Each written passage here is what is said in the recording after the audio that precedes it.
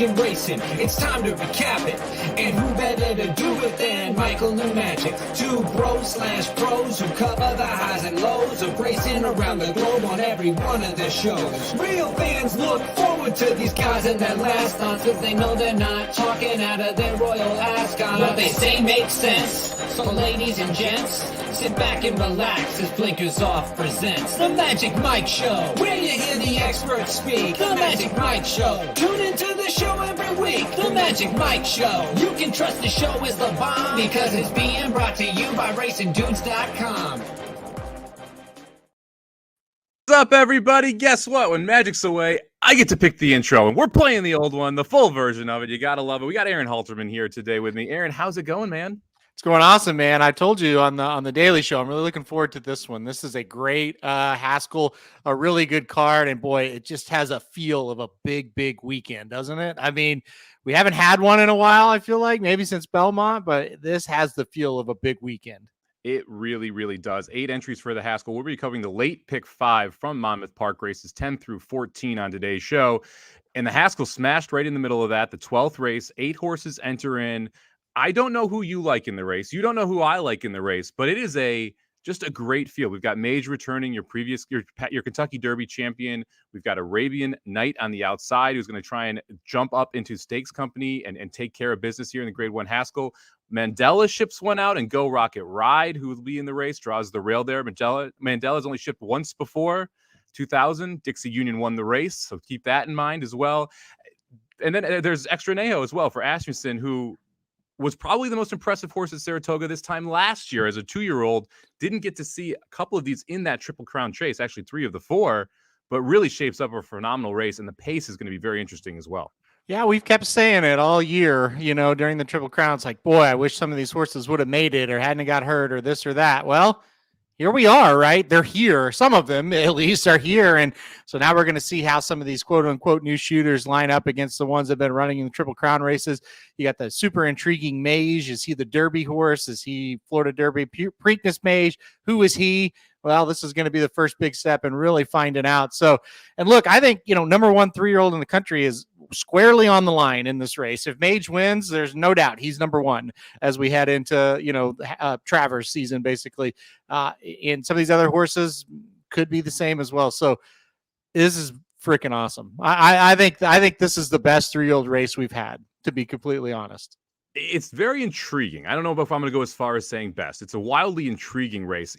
3 of them, in my mind, are not proven. Mage is the only proven horse in this spot. Yeah. It'd be great to see Go Rocket Ride, Extra Neho, and Arabian Knight all run well, because then you know what? All 4 probably point toward the Travers. We've got the Curlin today. We've got the Jim Dandy next weekend. Races that are also going to have horses pointing toward the Travers in what could be one of the best fields we've seen in years. If we get 10 to 12 of these 3-year-olds, and it's Archangelo, and it's Hit Show, and it's Forte, and it's Arabian Lion, and Go Rocket Ride, and Mage, it could be a just special Travers up here in Saratoga. It could be epic. Yeah, you may need to be flying back if that's the case for that one. But listen, again, like I said, I when these horses were 2-year-olds, and I thought, man, we got a great class, and then they all just kind of fell by the wayside one by one. Some didn't come back, but at least now some of them are back, and we can, like I said, it's a big proving ground. I don't ever remember a Haskell where, boy, it's just usually Haskell, like it's won by an established horse. This time, this is like a coming out party for a lot of these if they can get the job done, minus Mage pretty much. And we buried the lead. Michael Olsen mentions it. Haven't even talked about Tapatrice yet, who's also in the race and was everyone's Belmont pick for a while there. Not mine, but a lot of people liked him in the Belmont before the Kentucky Derby even ran. He'll be back in the Haskell, probably pointing toward the Travers as well. Michael, I think you had me confused with Jared. I was on the Tapatrice for the Derby. Yes, admittedly, I have not been anywhere close to that train since then. So, no, actually, I didn't even pick him to win the Bluegrass that he did win. So, no, I'm not a Tapatrice lover. It'll be interesting too here. A lot of the Saratoga jockeys will be at Monmouth on Saturday. Yeah. So that's going to be another kind of curveball if you're playing Saratoga on Saturday. The second tier jockeys are going to have big time chances with Saez, Velasquez, Irad Ortiz, all at Monmouth Park riding in these major races as well. Yeah, it's always kind of a little bit of a curveball. And if you've seen the Saratoga card, jockeys are going to be important. Full fields, a lot of turf races. So that could be a little bit of a circus over there as well, which again, it's a nice curveball. You might be able to find a price or two that maybe you wouldn't have found if say an Irad or a Jose was in town or whatever, so going to be really, really fascinating to see how this all unfolds. All right, let's jump right into it here. We're going to cover the late pick 5 from Monmouth, starting with the 10th race. Here we go.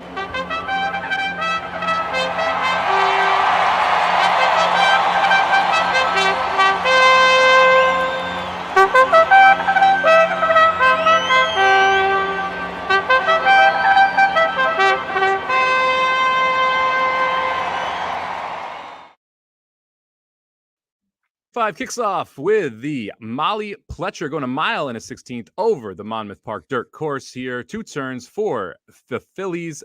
Really interesting race here. $500,000 grade 3 race.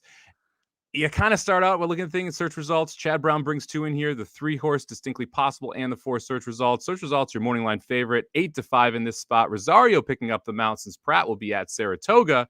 Aaron, where are you going on top? The Molly Pletcher is what you called this one. I love it. You're off to a great start. It's the Molly Pitcher. Whatever. It looks like Pletcher. We'll call it the Molly Pitcher, the grade 3 from Monmouth, mile and 16th over the dirt course. Aaron, who do you like on top? Already naming races after Todd Pletcher, apparently. Look, I singled in the spot. I'll start off with a single so I could crash and burn real quick here. I love number 4 search results. I think she's just the absolute class of the field. This is a classic horse where they try her in the big races and, she comes so painfully close, but just can't beat horses like Clariere or Malathot last year. Horses like that, she just can't beat them. Bring her down here to Monmouth, and it's a win. Last time out, she showed up with a real similar resume, as far as leading up to the race here in the Molly Pitcher, and showed up and won by 3 lengths. And same kind of thing, got beat close race to Clariere, So I just think she's way the class of the field. I think if she shows up with her best, it's a victory. So I'm going to single search results to start this pick 5. Yeah, I don't disagree with you. I have search results on top. I'm going to go too deep here. I'm going to throw one other horse on the ticket, but you hit the nail on the head. Look, when search results faces horses like Clariere and Malathat, she struggles. When she faces fields like this, she generally is able to get the job done. Saw her do that, like you said, in this race last year. I'm interested in one of the up-and-comers here. The 6-horse Love, the 4-year-old here for Brendan Walsh, comes in, no real stakes experience, but has absolutely ripped through the conditions since coming back as a 4-year-old. Her buyers have improved every single race. I think she's going to sit a nice trip here. She may make the lead. She may sit right behind search results. To me, it's one of these 2 that gets the job done. I don't really want to spread much deeper than that. And I'm going to take a little bit of a swing with Love at 5-1 and hope that we can continue to improve because this horse is one that's trending upwards. I love the pick of Love. That's who I have in second in this race. I'm totally with you. If you want to go too deep here, I think that is the one to use. I'm not real scared of anybody else. So I think that's smart, for way I wanted to structure it. I wanted to get a couple of horses involved in the next race where I almost singled. So I just singled in this one. I think you single one of these first 2 and then you spread the rest. So we seem to be kind of on the same wavelength. I'm with you. I think Loved is the scary one. You just don't know what she is. Yeah, she's stepping up, but she's ready to step up. Holy cow. Just dominated. Yeah. Since she came back from a long, long layoff, she has done absolutely nothing wrong, going 3 for 3, improving every race. I looked at the 7 first to act for a long time too here. And this is one of those where you look at Shug, he's 23% off 180 plus day layoffs, 17% in graded stakes. I thought it was really interesting that this horse, first time out as a 5-year-old, shows up here, didn't debut until the 4-year-old season, but they clearly think a lot of her because she goes from restricted stakes to grade 2 to grade 3 to close out that 4-year-old season. Did you look at first to act at all, or is this kind of too big of a step up here for you? Yeah, I looked at first act a little bit. Shug's a tough one. I just have trouble getting him right sometimes. I feel like I didn't think this horse was good enough. Now, if we do see improvement, like you said, off the layoff, coming back as a 5-year-old, Curlin horse sometimes can get a little bit better. Well, usually they get better with age. Maybe, but it was too much of an improvement for me to put her on the ticket. And I think underneath she makes a ton of sense. I'm not going to sit here and say I would be shocked, but I just don't believe this horse will be able to make that big of an improvement to beat a horse like Search Results or the up-and-comer like Loved. It has a tough sequence as well, so it's hard to go deep in this race if you're going to use search results. Who's going to go off is probably one of your heavier favorites throughout the entire sequence. All right, let's move along now. Jump to the 11th race, the Grade 1 United Nations, a mile and 3/8 on the turf here. Interesting field of a 10 here in this spot. You've got Red Knight, 5-2 on the morning line. The 9 horse is one of your favorites. I'm not going to go there, though. I'm going to go to the 3-horse Catnip on top. Michael Stidham, Joel Rosario. I considered singling this horse, Aaron, which is shocking for me because it's Joel Rosario and we know how I feel about him. But man, the last 3 races we've seen from Catnip are really impressive. A 4-year-old who really coming into his own, able to win an N1X allowance, jump right up into N2X allowance, and then run in the Monmouth, the Grade 3, kind of the local prep for this. Beat Never Explained and Speaking Scout in that race. It looked really impressive doing so. It seemed like there was a ton left in the tank.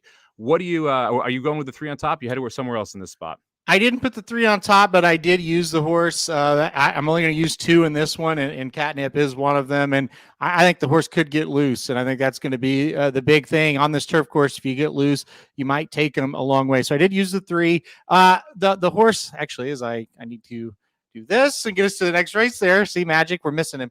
My top pick was Red Knight, the 9, and I just feel like this horse is the class of the group. I do know, or I do kind of consider why I use the 3. It's like, well, if he doesn't have a lot of pace, he might struggle to get there, but I think he's the class. I mean, this horse only lost by 4 lengths last time out to Up to the Mark, who I think is 1-100 if he's in this race. 2 races back, did win the Man of War at the same distance, a mile and 3/8.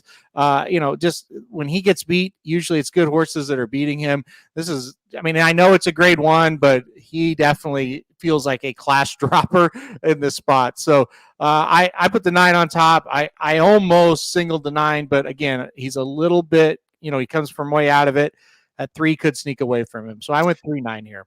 I left the 9 out specifically because of what you talked about. It's hard to come from way off the pace at Monmouth, and that's where you're going to see Red Knight coming from. Respect the heck out of the horse, not willing to take 5-2 on a deep closer who is going to be chasing what I believe is going to be a pretty slow pace. We'll see if Catnip able to go gate to wire, if Rosario decides to hang out in second or third. I'm going to go with the 6, and look, Michael also mentioned it. Watch Mandela. I think this is something you have to take a peek on. He doesn't ship horses all that often outside of California. He's shipping 2 out here. We're going to talk about Go Rocket Ride in the next. Planetario shipping out here for the Grade 1 United Nations, I think is absolutely live in this spot. Looked phenomenal second off the layoff, second out as a 5-year-old, winning by open lengths with Hector Barrios aboard at Santa Anita in a Grade 3 race last time out. Any step up from that is going to make him really, really tough in this spot. And the fact that Mandela decides to ship this horse out to me really tips the hand that he thinks this is one that can get the job done. Did you look at the Planetario at all, or did you? This is kind of the next off for you. Where were you? Last horse off the ticket. We'll probably add it to my personal ticket, but we kind of have a budget for this show. Didn't put him on there. Listen, I think he's going to be awfully tough. One theme about the Mandela thing, and you're 100% right, he just doesn't ship horses very often. And when he ships, they usually run really well. Listen, I think, 2 jockeys everybody likes to kind of hate on, Joel Rosario and Mike Smith. Boy, are they in some big spots on this card where you're going to need them to ride how they are supposed to ride it, for lack of a better explanation. So it'll be interesting to see how that unfolds. But yeah, I mean, I think Mandela, he's bringing a tough one in here. I think this horse is pretty darn good. It's weird. Is this race a little too short for the horse? It seems like as we get up in distance even further, like a 1 3/4, he was really, really good. 1.5 miles, he was good. I don't know. Going to be interesting to see if they keep Planetario out here too, because obviously they took the same flight together, right? Go Rocket Ride and Planetario, and you'd wonder if Go Rocket Ride wasn't in the Haskell, would Planetario be here, right? Will they keep him here, right? Are they going to go to Saratoga if, let's say, Go Rocket Ride wins the Haskell? He's probably going on to the Travers. Do they bring Planetario there and run in some of the longer races there at Saratoga as well? It'll be interesting to see how that plays out and how Mandela decides to play his hand here with 2 horses that seem to be very good. All right, Aaron, let's jump into the main event. Let's do it, baby. The Haskell Grade 1, $1 million TVG Haskell, the 12th race on Monmouth's card, smack dab in the middle of the pick 5 here. 1 1/8 over the dirt course. One of the more interesting Grade 1 races we've ever had to handicap in the last year or so, I would say. Yeah. So many different directions you can go. And as you scroll down and we look at the entrance for that next race, It's going to be all about what the pace is going to be like here, right? I mean, that's going to be a key part of this. You got Arabian Night all the way on the outside who wants to hit the go button, probably has the fastest gate speed. Extra Anejo right to the inside, really fast as well. Oh, by the way, Go Rocket Ride was going to be forwardly placed too. How do you see this thing shaking up early, and who crosses the wire first late? This is going to be a fascinating race. If some like screwball wins this race, like the 2 or the 6, we're going to be so disappointed. Not because we hate the 2 or the 6, just because you want to see a really big time performance here or a couple. Yeah, the pace is going to be very interesting because 1, 7, and 8 are 3 elite horses, and they're all wanting to go. So who can kind of be patient and sit off will be really important. I think he'll be fairly fast. I do think he could set up for Mage pretty well in this spot. That being said, I have been waiting for the number 8 Arabian Night to show back up in a race. Here he is. It's a really tough spot to come back off of a layoff. There's no question about it. He has a really good trainer, and he doesn't just run horses for the hell of it. I think he's bringing Arabian Night here because he thinks this horse is ready to fire a huge race. So I put Arabian Night on top. By no means a single for me, though, because I love the number 1 Go Rocket Ride as well. He's another horse. I've been waiting for him. I was going to bet him in the Santa Anita Derby before he spiked the fever. He came back off of that, had to have a layoff, came back in the affirmed stakes last time out at Santa Anita. Very workmanlike, solid effort. I think he improves off of that race. I think he's tough as well. So 8-1 were my top 2. I did go 4 deep in here, but I'll let you go now. Tell you what you want to talk about.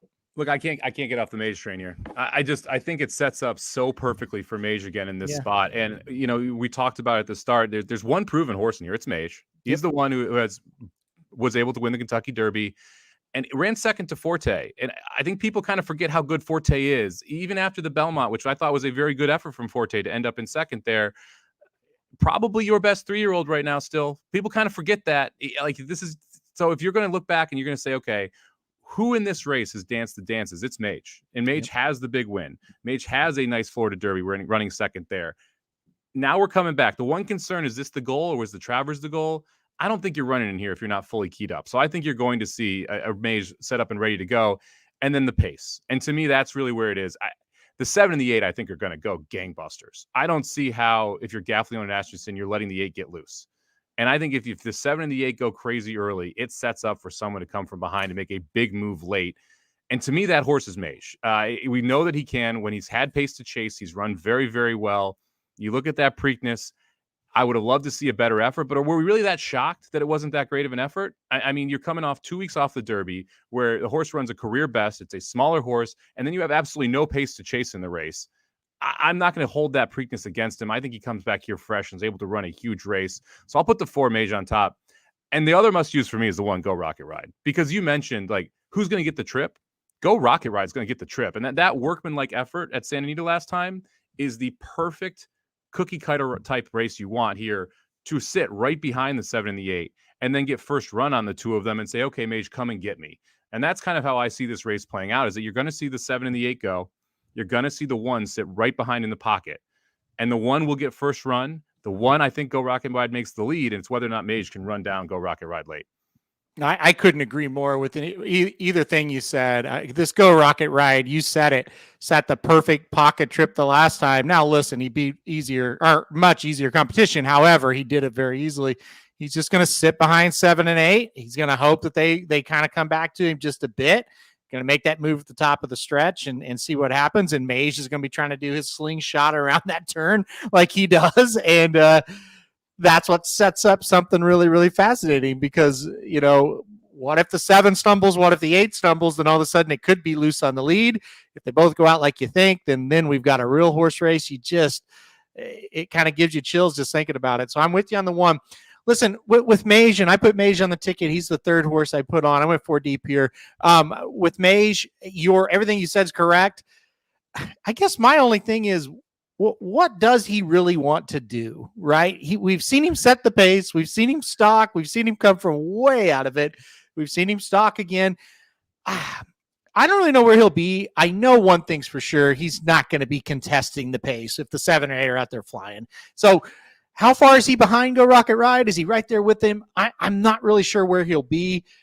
my thing with him and why I didn't put him on top, I still am a little skeptical that the Derby was kind of just a freakish type of race from him. And he might be more of just the Florida Derby type. But the Florida Derby type mage will come in here and be very competitive and could win. So I get it. I've got him in third. And then finally, the fourth horse I had on was Extra Anejo. And for me, and I'll let you speak on him as well. I'll kick it to you here, but he just feels like we still have no clue what's the bottom of him. What is his highest potential, right? Yeah, I think it's an interesting spot to put Extra Neo in. And that to me is why I used the horse. I ended up going 147. I'm going to leave Arabian Night off the ticket and try and get around the favorite, get around Baffert here. And we'll actually, I'll ask you a question before I talk about Extra Neo. Okay. Who's the favorite and what do they go off at? Arabian Night's going to be the favorite. I think 2-1. See, I think it's like 7-5. And that's one of the reasons I want to leave Arabian Night off here. I think Arabian Night's going to take all the money. We've seen Baffert ship in and run very well in the Haskell consistently. This is a horse that's going to get a ton of buzz to me.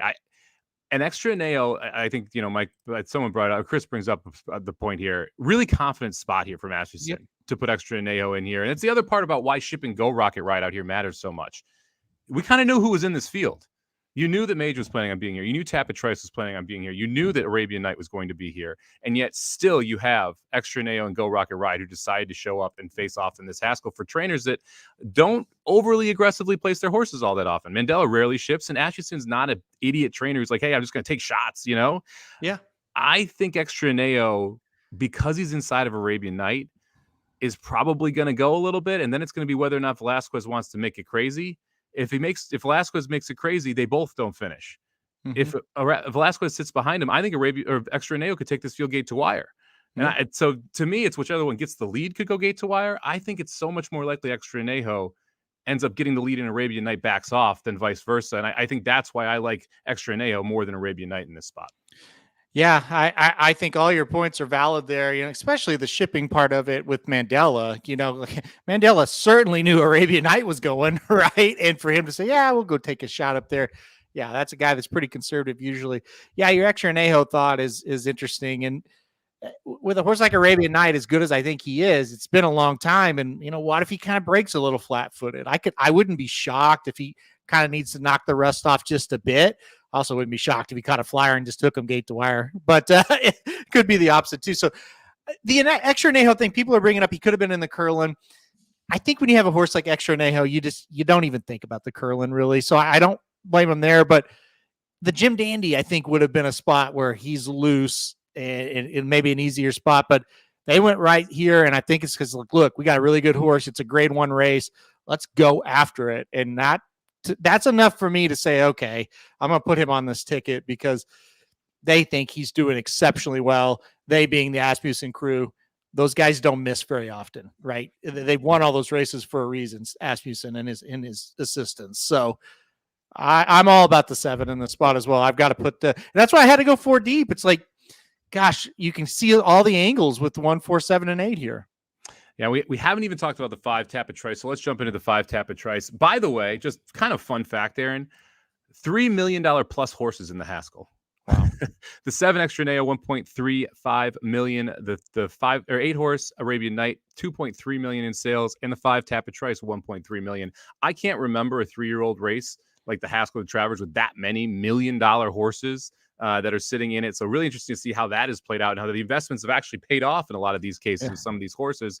Though Arabian Night has only ran twice. Probably make an argument he's worth 2.3 million at this point. Tapit Trice, neither of us are using him. No. This is a horse that's been hyped up for Pletcher since early in the season. A lot of people got behind it in the Belmont. I know certain people may have liked him in the Derby as well. Yeah. Why are you cold on Tapit Trice now? What has changed for you since picking him in the Derby and now to where we are today? Yeah, I really, I was there the day he won the Bluegrass, and I was super impressed. I thought, man, he's put it together. He simply hasn't put it together. The last 2 races show it, right? The Derby is what really got me off of him because he broke better than he's ever broke almost in that race. And he was sitting mid-pack as they were kind of approaching the wire for the first time. And I'm sitting there on the live stream going, He's going to do exactly what I wanted him to do in this race. And by the time they get to the turn, he's last. And you go back and look at it, it's not because they outran him. It's because he started goofing around. He's just started doing stupid things. I don't really think he's a slow horse. I just think he's a goofy horse, and you got to tell him what to do.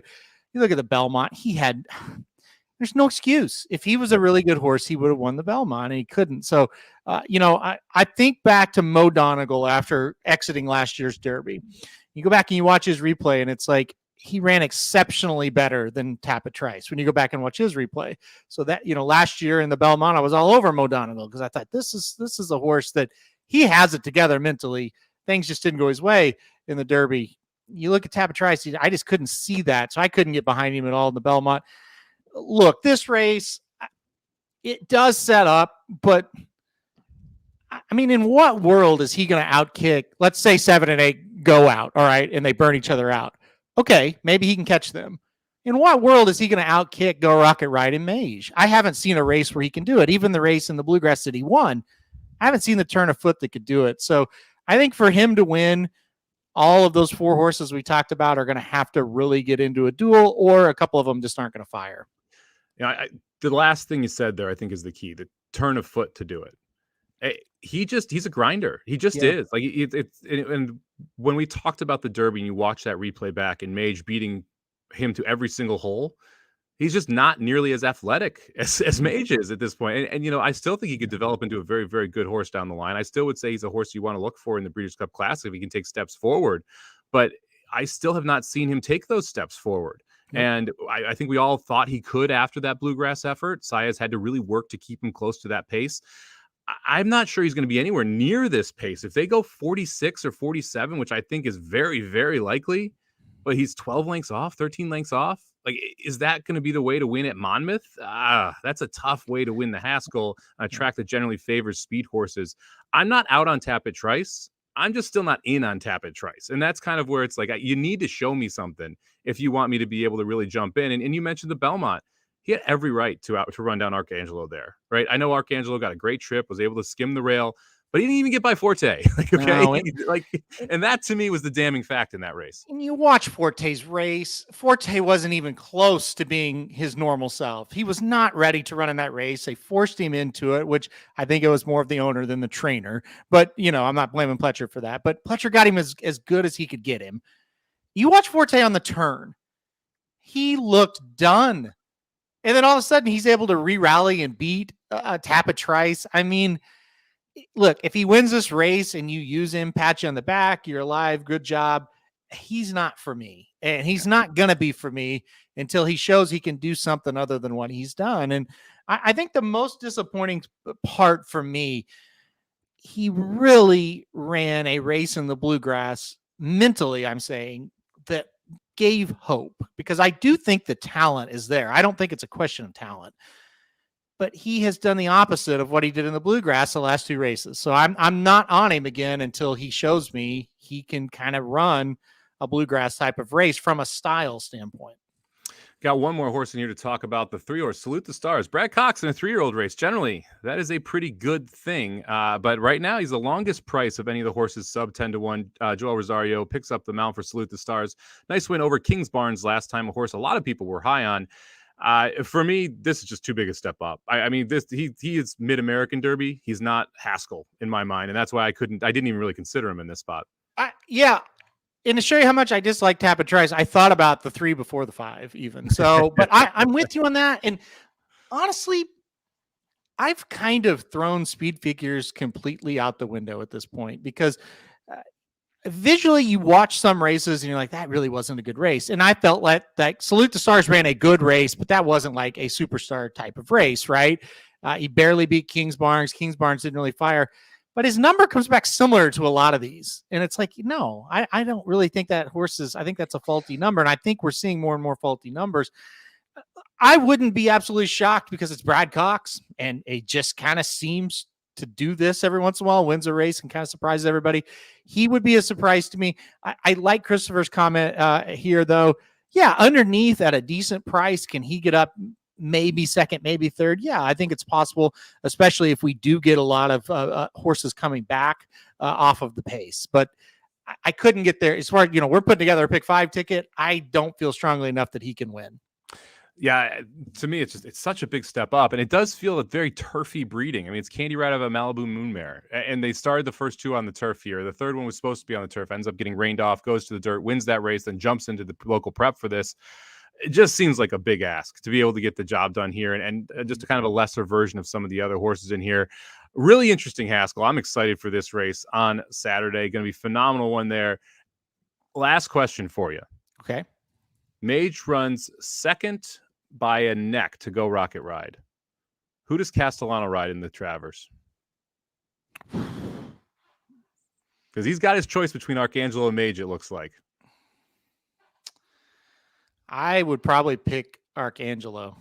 Ooh, interesting. I mean, tough to get off the Kentucky Derby winner. We're assuming, but you said if he loses, right? I want to make it so he's close to winning or wins in a very close race. So that's how. But if he runs fourth by and loses by 10, he's not going to Travers. So that doesn't make the question interesting, right? Right.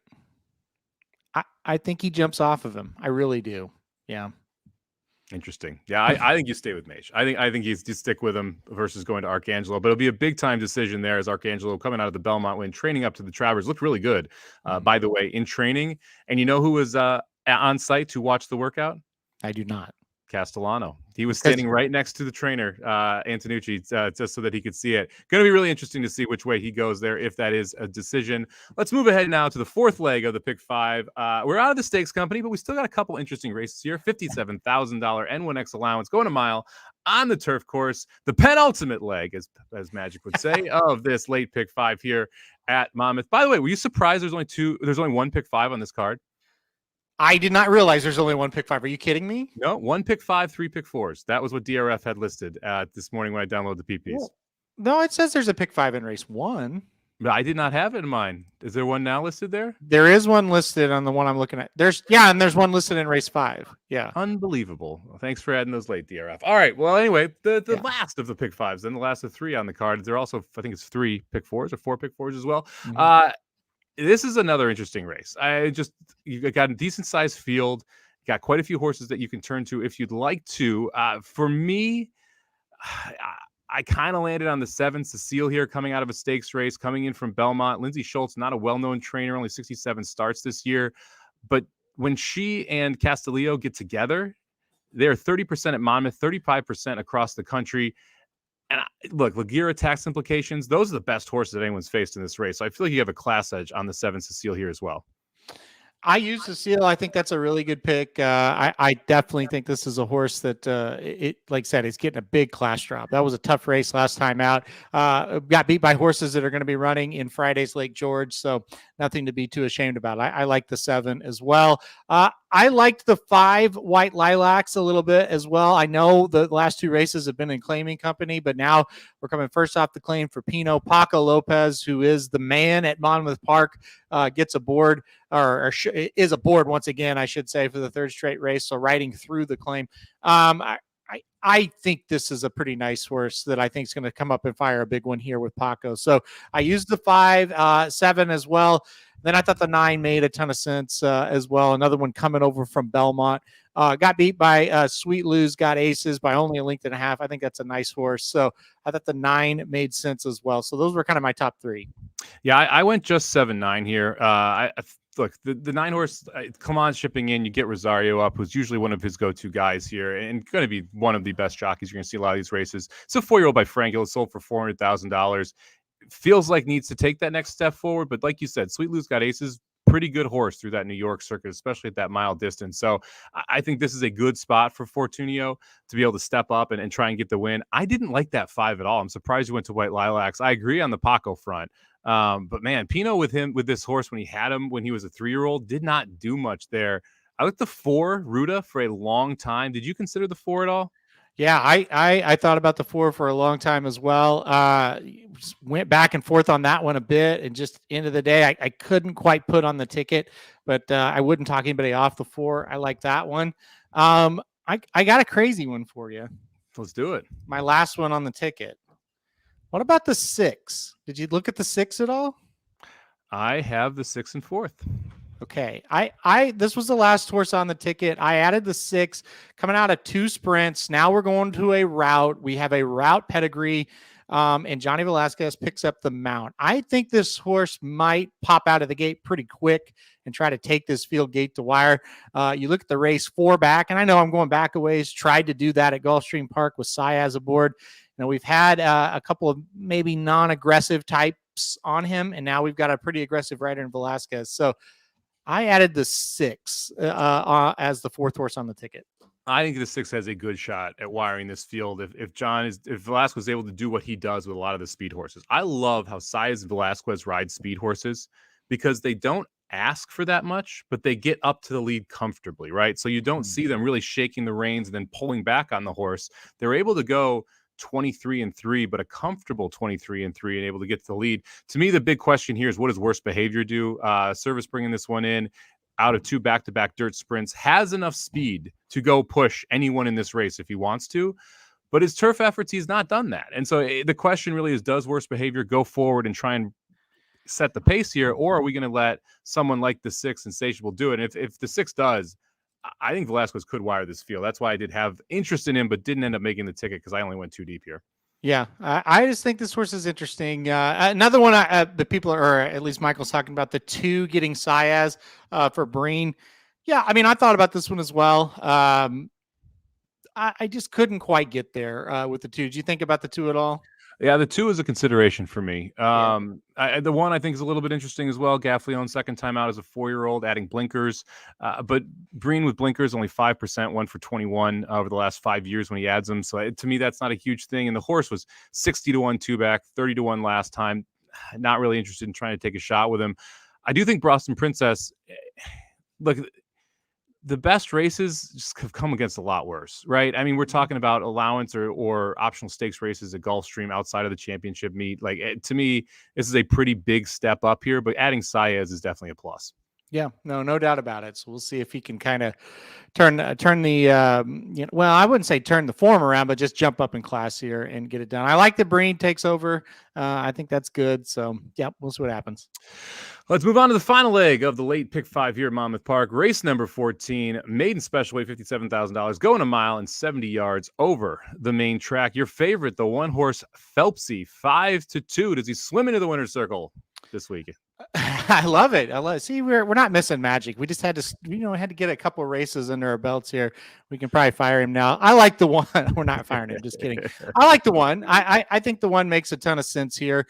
Didn't run very well last time out, but the race 2 back was good enough to compete here. So I did use the 1. I thought you could go a few different ways. I like Life on the Nile, the 3 horse, a little bit as well. And I know it's a career maiden, and I know what you're probably going to say about me using this horse, but I just feel like the last 3 races stand out amongst the other 10, right? So the first 10, it's like you're not anywhere really close to ever threatened. He's really threatened in the last 3, and it's been since he showed up at Monmouth. So I just feel like could hold on and win this time around. So the 1 and the 3 were my top 2. Yeah, look, the 3 is going to find his friends at some point, right? And we're getting very close to finding those friends. The Oakland Park waters were a little too deep. The Monmouth waters seems like it fits well. There's just a couple of horses in here that interest me too much to use the 3, and I'm going to try and go against the 1 here, who I think is going to get heavily bet down. And like, are we sure that horse is good? I know it's sold for $1 million, but yeah, debuts at Saratoga, gets Irad Ortiz up, and it's 4-1, does absolutely nothing, comes back at Backwooduk, and is 10-1. Doesn't even get bet a little bit in second career start off that Saratoga effort, and then goes to the Aqueduct Belmont. Now we're at Monmouth. I mean, this is just like dropping down in the Chad Barn rankings, right? Where you're going from worst barn to worst barn of his. I'm not willing to lay a short price, especially with Rosario on the rail, who is not going to go forward with this horse. To me, give me the 7 horse here. Penzance, you got his Michael Stidham horse. This is a Dolphin homebred. I thought that last race was a really good one. You go watch it back, it kind of just feels like a prep race for a horse that clearly wants to go longer. It's the son of Uncle Mo out of a Bernardini mare. 2 turns. It should be phenomenal for this horse. Talked about adding blinkers last race. When Stidham does it, he hits at 27% or 20% in his last 25 efforts. Second maiden start, 19% with a $2.46 ROI.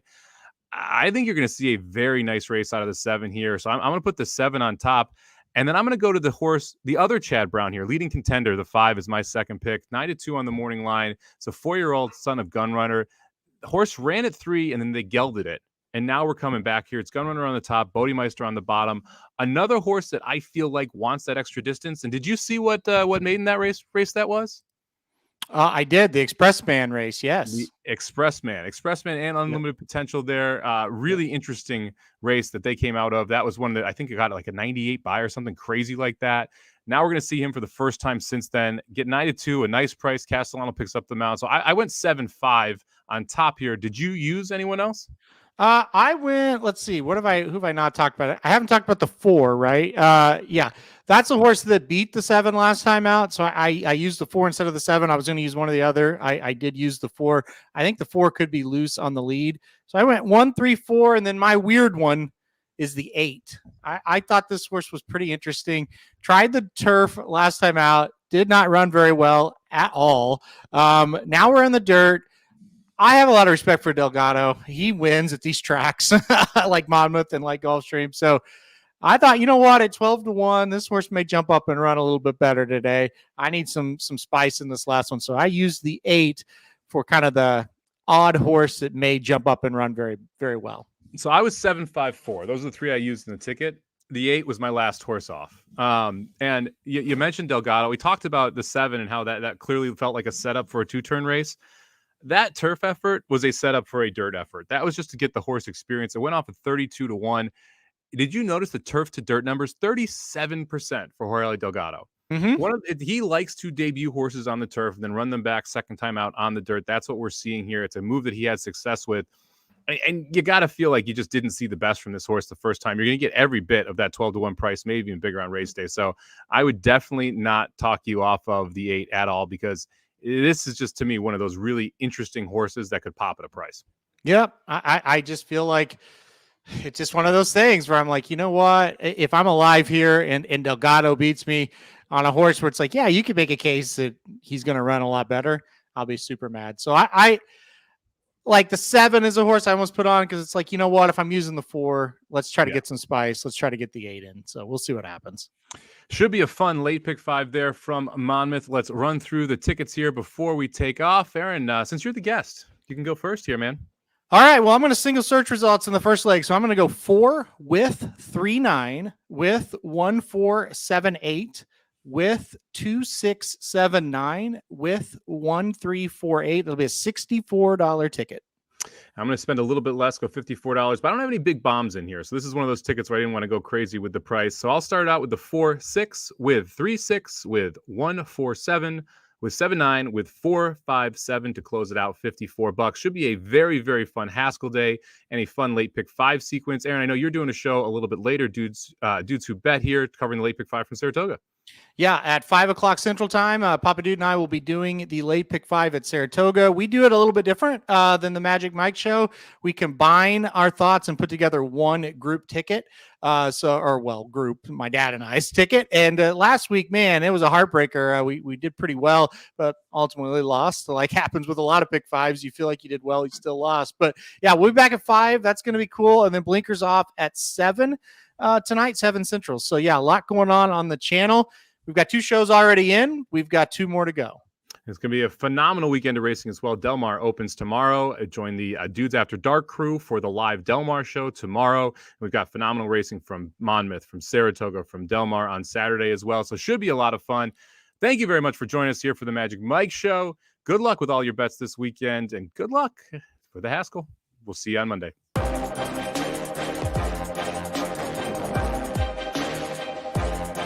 It's been another week in racing. It's time to recap it.